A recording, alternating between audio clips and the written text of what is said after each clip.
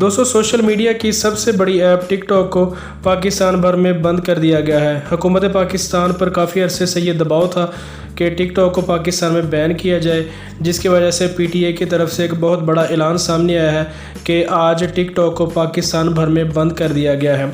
आज रात तक ये ऐप तमाम मोबाइलों पर काम करना छोड़ देगी।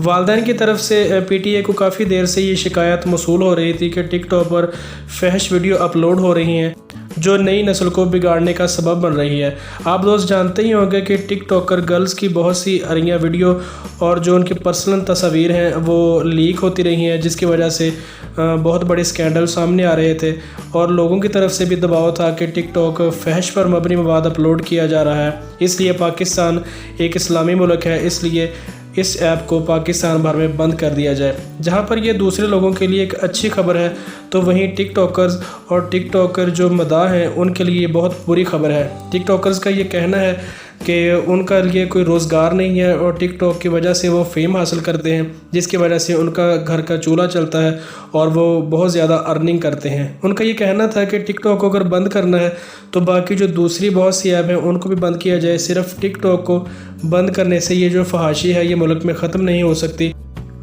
और उनका ये कहना है कि टिक टॉक को बंद नहीं होना चाहिए क्योंकि उसकी वजह से वो बहुत ज़्यादा अर्निंग करते हैं और उनके ख़ानदान चलते हैं। दोस्तों हुकूमत पाकिस्तान का ये फ़ैसला जो है टिक टॉक के हवाले से वो सही है, दुरुस्त? इसके बारे में कमेंट सेक्शन में अपने कीमती राय से में ज़रूर आगाह कीजिएगा और देखते रहिए हमारा यूट्यूब चैनल टॉप 5 उर्दू।